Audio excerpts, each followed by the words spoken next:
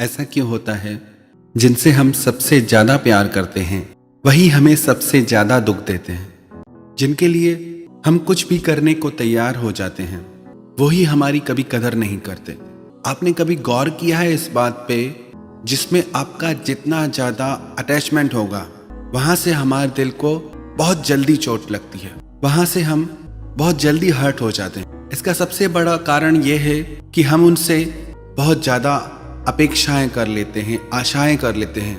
बहुत सारी एक्सपेक्टेशंस हो जाती हैं हमें उनसे, क्योंकि हम उन्हें अपनी खुशी, अपने सुख का कारण मान लेते हैं। हमारा सुख दुख उनसे ही जोड़ लेते हैं कि यही तो मेरे अपने हैं। जितना ज्यादा हम किसी में मेरे का भाव जोड़ लेंगे कि ये मेरा है, उतना ज्यादा उसके साथ अटैच हो जाएंगे, उतना ज्यादा हम उसके साथ दुखी सुखी होते रहेंगे।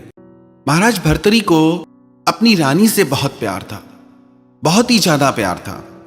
रानी की प्रसन्नता के लिए राजा कुछ भी करता था।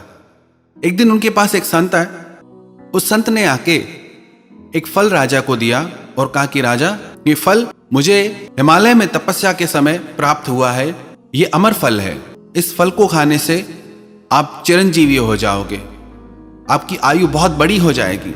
राजा को अपनी रानी से बहुत स्नेह था, बहुत प्रेम था। राजा ने वह फल अपनी रानी को दे दिया, पर उसकी रानी का प्रेम एक घुड़साल के साथ था। उसने वो फल घुड़साल को दे दिया, पर घुड़साल का प्रेम एक वैश्या के साथ था। उसने वो फल वैश्या को दे दिया। जब वैश्या को वो फल मिला तो वैश्या सोचने लगी कि मैं ज्यादा जी के क्या करूंगी, पाप ही करूंगी। इससे अच्छा तो हमारा राजा बहुत धर्मात्मा है, मैं उसको जाके ये फल दे देती हूँ। वह वैश्या वो फल लेके वापस महाराज भर्तरी के पास आ गई। महाराज भर्तरी वो फल देख के बहुत आश्चर्य से भर गए।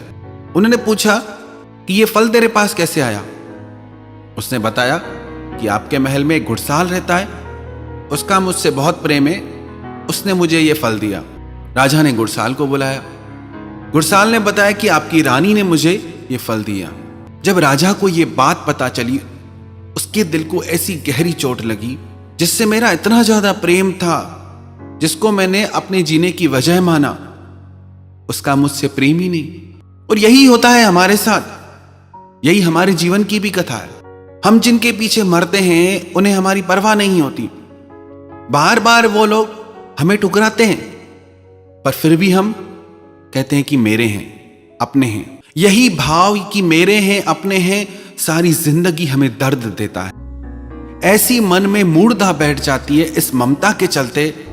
ऐसा मन मोह में आसक्त हो जाता है कि मेरे हैं, अपने हैं। यही एक कारण है जिसके कारण हम पल पल दुख पाते हैं, पर फिर भी उससे छूट नहीं पाते।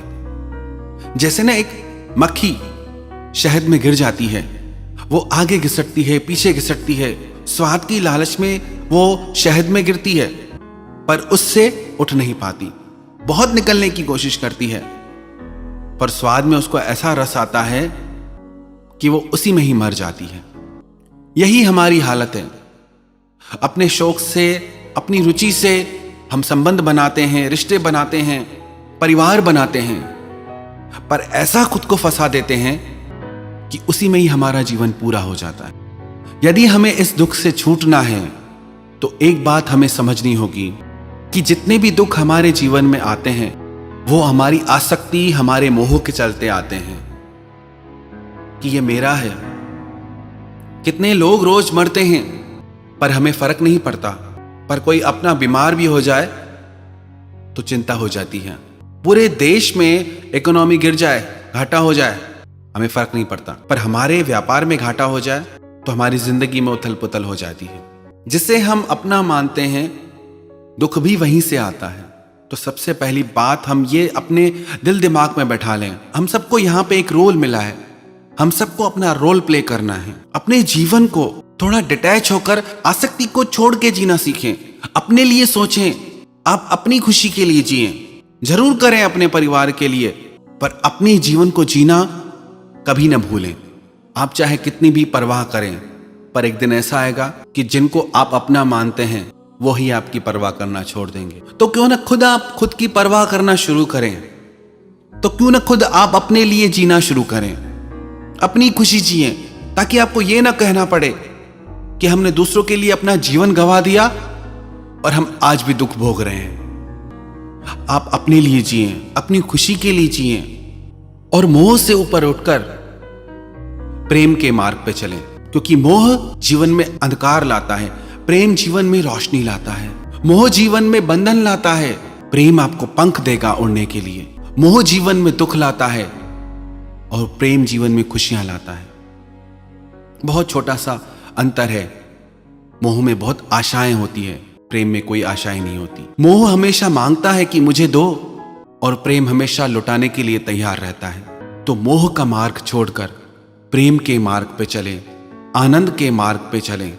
मोह का मार्ग आपको दुख और पीड़ा की तरफ ले जाएगा और प्रेम का मार्ग आपको आनंद की तरफ, परमात्मा की तरफ ले जाएगा।